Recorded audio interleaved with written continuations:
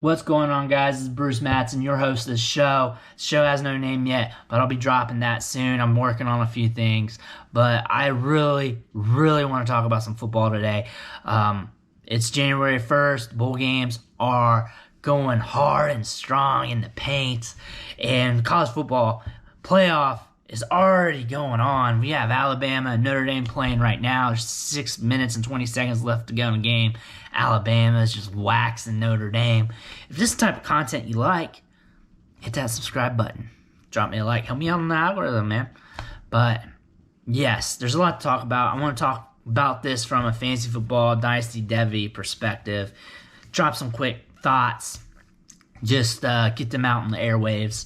And then go on about my day, watch that Ohio State Clemson game, probably do the same with that. So if you like this, stay tuned because there's going to be another video about the Ohio State Clemson game.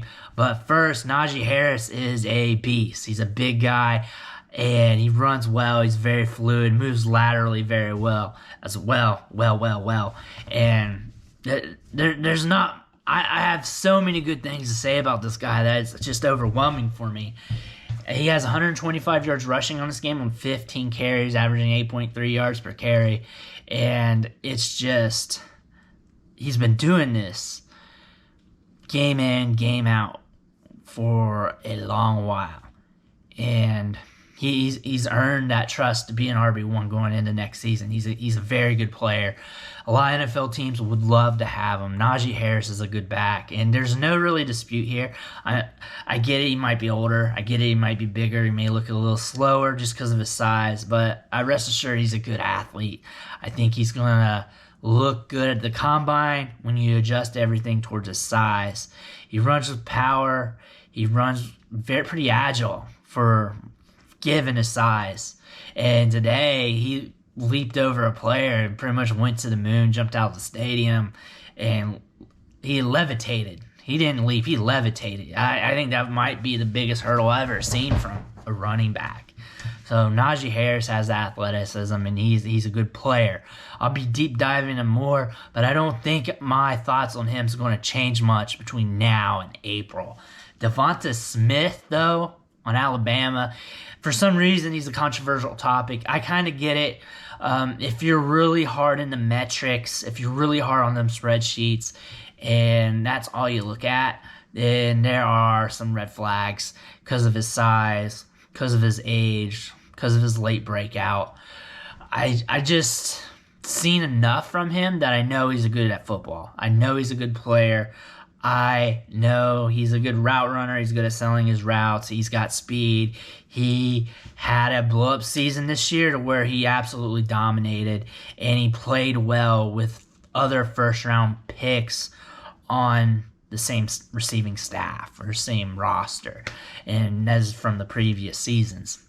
I'm not going into his whole profile, but I'm super into metrics. My Twitter handle is Metrics Scout on Twitter, for Christ's sake. But sometimes you just have to be objective. I mean, you have to be objective all the time. The thing about tape versus metrics, and if you're on one side or the other, if you're on one side or the other, then you're not totally being objective to the entire piece of the pie. That's where I like to come in and look at both sides. I know the tape side, he checks the boxes. I do question it, how thin he is, but I think for this day and age and how the game's played, I don't see too much of a risk with that. Especially, I see the speed on the field. If he runs a good 40, if he's low 4.4s or better, then it's good enough. I think him with his draft capital being in the first round, that's good enough to make him a prospect that you can count on in rookie drafts. And if you don't like him, since he's going to be a first-round wide receiver, more than likely he's going to hold on to that value and you can sell off. But these young wide receivers, even though he's an older wide receiver, still a young wide receiver, they hold value for at least a couple of years when you draft them, especially when they got high draft capital. So Devonta Smith isn't really much of a risk for me. And I know he's got speed, and I know that speed's going to help him out with that lower BMI that people are worried about. Because when I look at speed and BMI, those two have to go together. Like if he runs slow, I don't think he's going to run slow, and that low BMI, then I'm totally out. But I know he's going to run good. I see the speed on film, and I see the nuances in a game. I've been on him for a while. To me, he's not a late breakout because to me, too, from a tape standpoint, when my eyes on you early in your career and you've been you're not necessarily producing, but making plays, doing good things on the field early in your career, and I can wrap context around it and stuff, then to me, you broke out. I do look at the metrics. I do have like 20% breakout age threshold. I mean, everybody does, but you have to have a process. You have to have things a little different. Like, if not, everyone would be doing the same thing, and you don't want that. And no one wants an analysis like that either, because it just gets old. Because instead of having the analysis, it's more like, just give me the spreadsheet and I'll just sort through it. I don't need to listen to them talk on the podcast, YouTube, or read your article. I just need that spreadsheet, really. There's no point in it. But from my standpoint, to me, he's been doing good things at the college level early in his career. He's been flashing on tape. It's not like he showed up here this year and was just good. He's been doing good things for a while. That's the difference for me. And the BMI, I'm not too worried about. I'll be worried to death if he runs like a 4.5. I don't think that's going to happen. I'd be worried to death. If he runs a 4.48, 4.49, 4.5, I'm worried. But I don't think so. That he's winning by speed and nuances and good route running. That's just not. I don't see that happening. I like Mac Jones a lot. He's my QB3 going into the draft. I just like how he processes the game. He is very mentally into it, and he just goes from run read to the next. And then he's also has the ability to look off guys to help his wide receivers get open. And I think he is underrated, mainly because Tua was so good coming out, and he just made a leap from last year to this year. And I can't wait to deep dive him. I have not deep dove him yet, but this is all stuff I've seen from watching him play. I've seen other people talk about him, but this isn't really stolen ideas. This is what I've seen. So I think Mac Jones is pretty decent.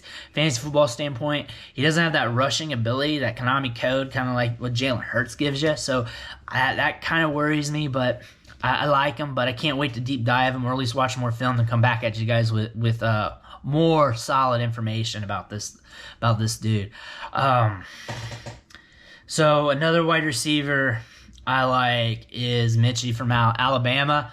I look for him to get more involved with the offense into next year, just because he's got the history of the offense he's building up, and I think he needs to be bumped up devy ranks a little bit because, one, he's an Alabama wide receiver.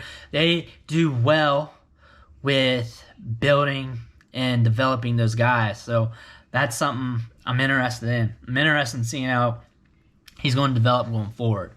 On the other side of the ball, Notre Dame, Kyron Williams is the baller. He's got speed, catches the ball in the backfield, has size. Another running back to look out for. He has 64 yards in this game, 4 yards per carry and a touchdown. Tough matchup, Alabama, but he's been showing it all year. He's a good player, and he's been a riser for me all season. I like Kyron Williams. He's a very, very, very good player. Another player to watch for Notre Dame is Michael Mayer, tight end, 5-star prospect coming out of high school. He's been doing things all year, and he's a guy you want to chase. And devy, especially if you're weak at the tight end spot. And tight ends you can probably get a little bit cheaper in some leagues. So I like Michael Mayer. He is a player that you should be interested in. He is very talented, and his stock and value is only going to go up from here. This is just his freshman season, so he's only going to get better. So that's all I got for right now. I'm sure. Well, no, I'm not done yet. Ian Book. This is what I got to say about Ian Book. He has had some good flashes throughout the season, but I still think he sucks. I don't really want him close to any of my teams. I need him to take a step forward and develop a massive step forward. I need him to give me more in the rushing standpoint. I need more. I just need more from this guy. And I need it to be consistent. I need it to be stable. And I mean, I'm open-minded. Like, I get it. These guys get better and stuff. He showed some flashes, some good stuff this year, but it's just not enough for me. I can't put him up there with some of the best quarterbacks in college football, and it's with the way he plays. I will deep dive him when it comes time, but maybe I'll end up liking him more. Maybe I'll see some things, but right now I'm not feeling it. And if I'm not feeling it this early in the process and I'm that adamant about it, usually it's not going to happen. And because I'm very positive about players, I like to look at how they can win and just see how that matches up to their team and go from there. That's one of the main parts of my process. When I'm down on a player like that, I'll try not let bias steer me away, but usually there's a good reason for it. And I hope for the best for him. I want them to develop and get better. So I'm still open-minded. I was open-minded with Herbert. Like, my process was he wasn't my favorite quarterback coming out. And it was even a little bit after the draft, he still wasn't. And I started opening up on him because I had to write an article about him a bit. And just things started clicking. He's on the West Coast. He's closer to home, closer to his agent. A lot of familiarity with him. And then thinking about how highly rated of a prospect he was early on in his career as a devy prospect. Things kind of got weird at the end of his collegiate career. So it kind of got open-minded on him. But it was more like, too, his price was so cheap in rookie drafts that you just had to buy him. Like, you got a first-round pick right at you, and you're drafting amongst, like, third, fourth-round wide receivers, guys who have some metric that make them look good, but you have this first-round quarterback who's had all these years of collegiate experience, who's been productive, and can run a little bit. I mean, at the price point he was going late second round, third round of rookie drafts, it was kind of ignorant not to draft him. So I drafted him all over the place, and it hit. And it's not me planting a flag or anything. It's just how things went. Sometimes value gets you somewhere. So that's what happens. All right, now I'm cutting this down. Thank you for watching the show. Make sure you hit that subscribe button because I'm dropping more videos. I'm going to have videos on Devonta Smith, Najee Harris, and the rest of these guys all over the place this offseason. They'll get their own videos as well. So don't think whatever I just said in this video is concrete, because I'm always evaluating, I'm always being objective, looking at things, and just trying to make everything better, and just documenting my process along the way. Thank you for watching. I'll catch you next time.